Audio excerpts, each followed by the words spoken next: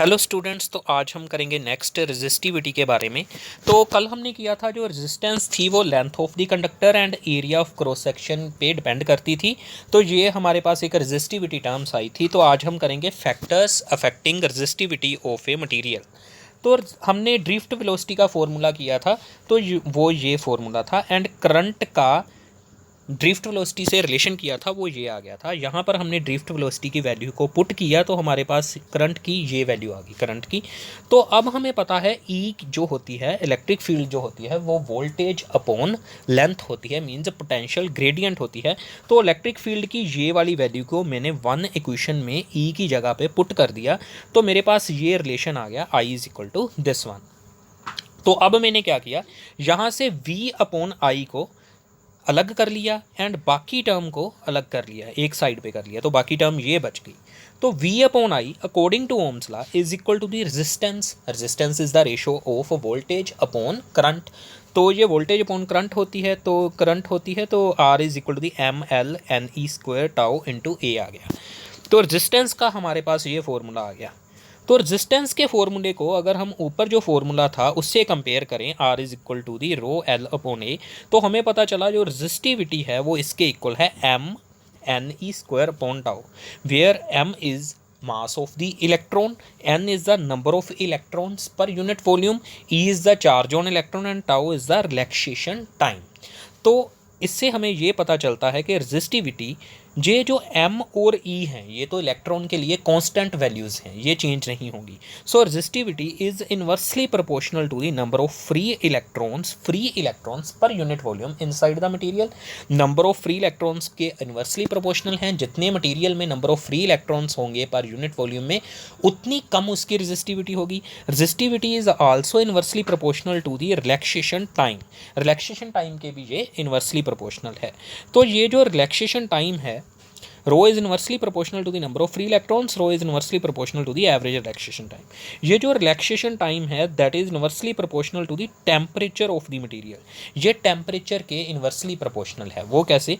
जैसे ही हम टेम्परेचर को इंक्रीज करते हैं तो ये पॉजिटिव चार्ज आयंस होते हैं मटेरियल के अंदर, उनकी वाइब्रेशन का एम्पलीट्यूड जो है वो इंक्रीज हो जाता है, जिससे जो दो कोलिजन्स के बीच का जो टाइम इंटरवल है वो कम हो जाता है। दो कोलिजन्स के बीच का जो टाइम इंटरवल है वो कम क्यों हो जाता है? बिकॉज कोलिजन के लिए जो amplitude of vibration of the positive ions है वो बढ़ने की वजह से कोलिजन्स जल्दी होने लगते हैं।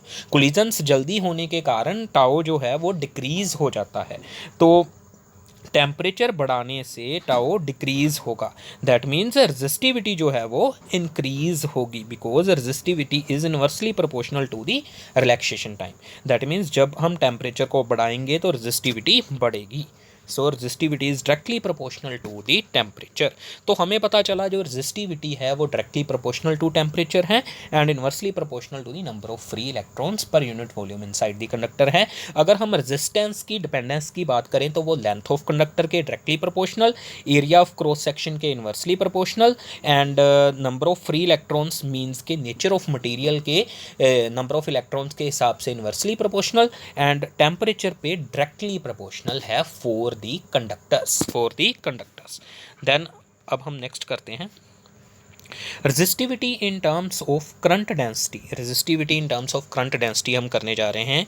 J is equal to the N E square tau upon M into E. ये कहाँ से हमने रिलेशन लिखा? ये हमारे पास फॉर्मूला था I is equal to this one. तो वहाँ से मैंने ए को, एरिया को दूसरी साइड पे ले गया, I अपॉन ए बन गया। तो I अपॉन ए है J के equal. J is the current density है, तो बाकी की टर्म ये रह गई। तो अब मैंने क्या किया, ई अपॉन जे को सेपरेट कर लिया, बाकी टर्म को ऐसे ही रहने दिया, इधर वाली साइड वन रह गया। E upon J is equal to the M ऊपर चला जाएगा, दूसरी साइड जाके एन ई स्क्वायर टाउ नीचे आ जाएगा। तो M upon N E square tau किसके इक्वल है? रो के। तो resistivity is equal to the E upon J.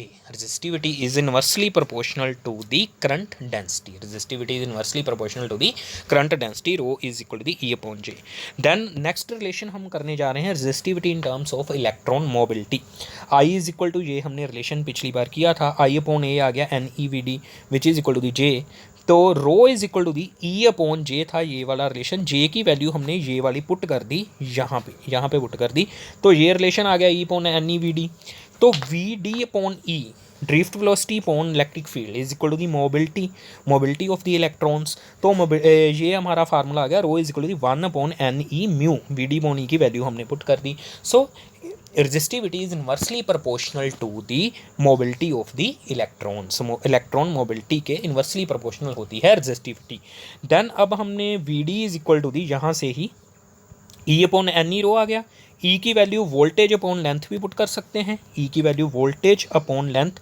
So drift velocity is inversely proportional to the resistivity, drift velocity is inversely proportional to the resistivity. जितनी material की resistivity होगी उतनी ही उसके अंदर ड्रिफ्ट वेलोसिटी कम होगी।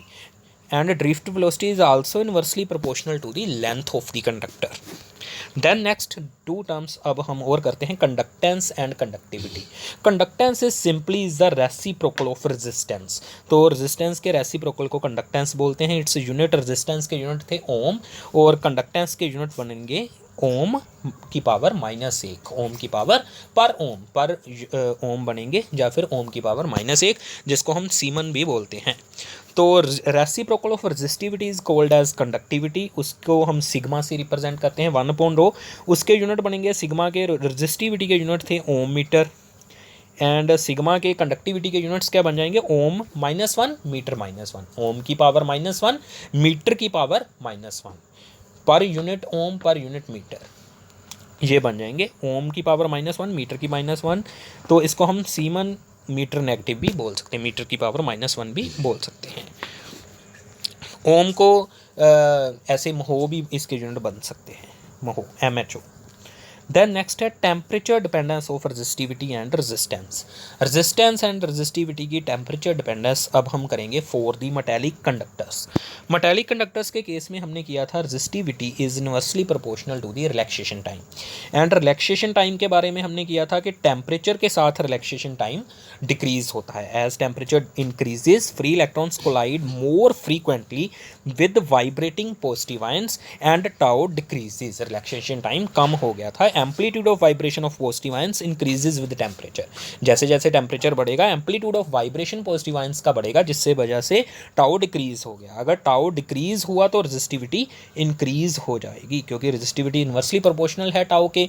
As temperature increases tau decreases, so resistivity increases. So resistivity is directly proportional to the temperature. Temperature बढ़ने से टाउ कम हुआ, टाउ कम होने से रेजिस्टिविटी बढ़ी। तो रेजिस्टिविटी कंडक्टर्स के केस में इंक्रीज होती है टेम्परेचर के साथ।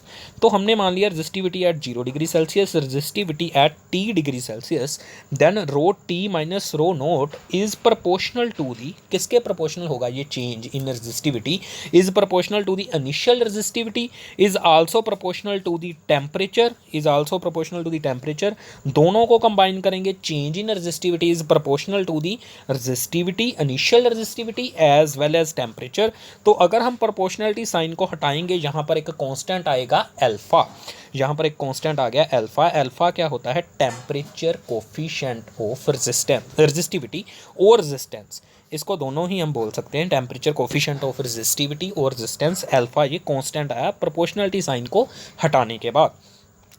तो अगर हम ये रो नोट को दूसरी साइड ले जाएं तो रो टी हमारे के पास किसके इक्वल आ जाएगी, rho naught 1 plus alpha T, 1 plus alpha into T. तो अगर हम दोनों साइड पे, इस एक्सप्रेशन के दोनों साइड पे L/A से मल्टीप्लाई कर दें तो रेजिस्टेंस आ जाएगी हमारे पास RT is equal to the R naught 1 plus alpha into T. RT is equal to the R naught into 1 plus alpha into T. तो अल्फ़ा की अगर हम वैल्यू सोल्व करें यहाँ से तो वो हमारे पास आ जाएगी RT minus R naught upon R naught into T, RT minus R naught upon R naught into t. यहाँ से हम निकाल सकते हैं alpha is equal to the rho t minus rho naught upon rho naught into T. तो resistivity को अगर हमने रेजिस्टेंस में कन्वर्ट करना है तो L/A से मल्टीप्लाई कर देंगे ऊपर भी और नीचे भी, तो ये हमारे पास ये वाला रिलेशन आ जाएगा RT minus R naught upon R naught into T. That means ये टेम्परेचर कोफिशिएंट ऑफ रेजिस्टेंस हमें क्या बताता है, change in resistance per unit original resistance per unit rise in temperature. Alpha का मीनिंग क्या है? It represents the change in resistance per unit original resistance per unit rise in temperature.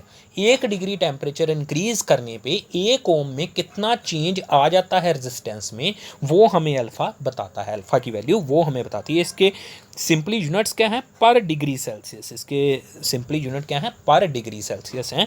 Change in resistance per unit original resistance per unit rise in temperature.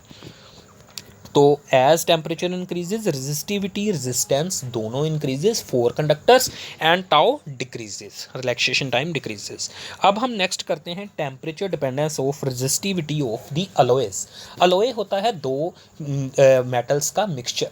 जैसे हमने copper और निकल को mix कर दिया तो एक अलॉयज बनती हैं, जैसे कि कॉन्स्टेंटन, मैंगनीन, ये कॉपर एंड निकल को मिक्स करने से बनती हैं। तो in case of alloys such as nichrome, manganin, constantan, resistivity is very large. Resistivity इनकी वेरी लार्ज होती है and is weakly dependent on temperature. And इनका टेम्परेचर डिपेंडेंस का जो कोफिशेंट है, टेम्परेचर कोफिशेंट ऑफ रेजिस्टेंस है जो इनका, वो वेरी लो होता है। अलॉयज का टेम्परेचर डिपेंडेंस बहुत वीक होती है एंड इनकी रेजिस्टिविटी वेरी हाई होती है। इसीलिए इनको स्टैंडर्ड रेजिस्टेंस कॉइल्स बनाने के लिए यूज़ किया जाता है, रियोस्टैट बनाने के लिए यूज़ किया जाता है, रेजिस्टेंस बॉक्सेस में इनको यूज़ किया जाता है।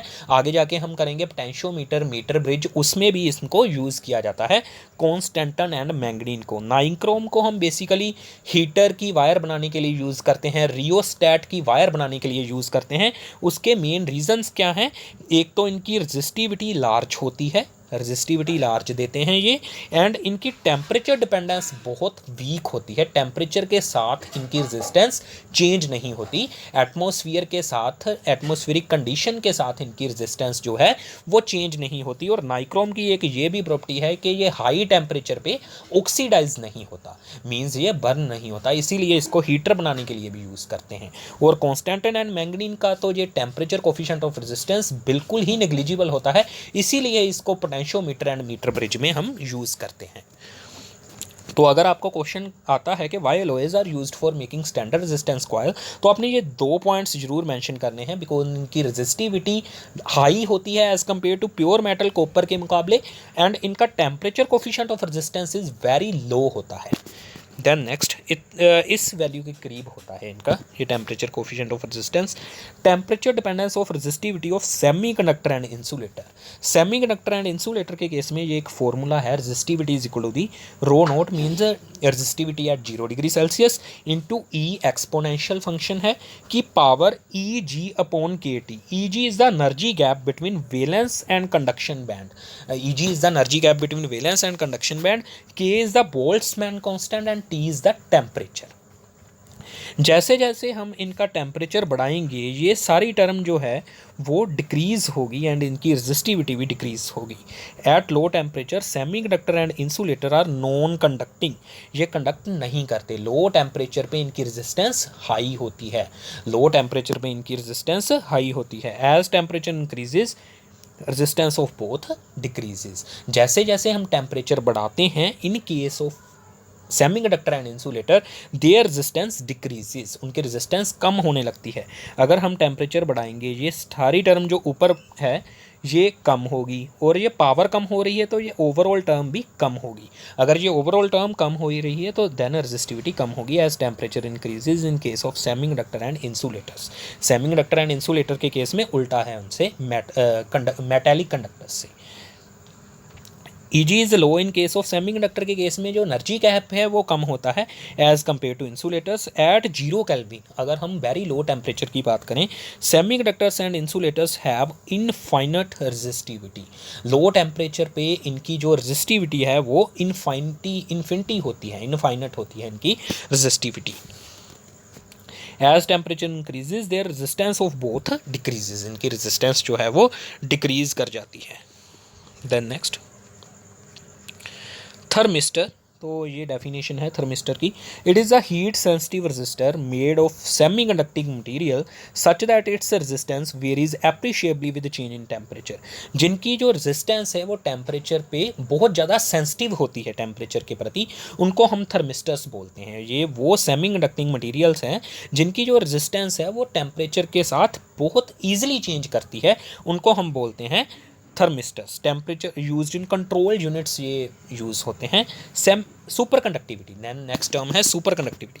The process to which substance losses all science of resistance when cool to a critical temperature is called super conductivity. हमने मेटल्स के कंडक्टर्स के केस में पढ़ा था कि जब उनको उनका टेम्परेचर बढ़ाते हैं उनकी रेजिस्टेंस बढ़ती है, जब उनका टेम्परेचर कम करते हैं तो उनकी रेजिस्टेंस कम होती है। जब इतना कूल उनको कर दें, कंडक्टर्स को इतना कूल कर दें कि उनके सारे साइन रेजिस्टेंस के ख़त्म हो जाएं, उस कंडीशन को हम क्या बोलते हैं? Super conductivity. The process due to which substance losses all science of resistance when cool to critical temperature is called as super conductivity. The substances which offer superconductivity are known as superconductors. जो superconductor बन जाते हैं, जिनकी resistance zero हो जाती है इतना cool करने पे, क्रिटिकल टेम्परेचर कूल करने पे जिनकी रेजिस्टेंस जीरो हो जाती है, उनको हम क्या बोलते हैं? Super conductor.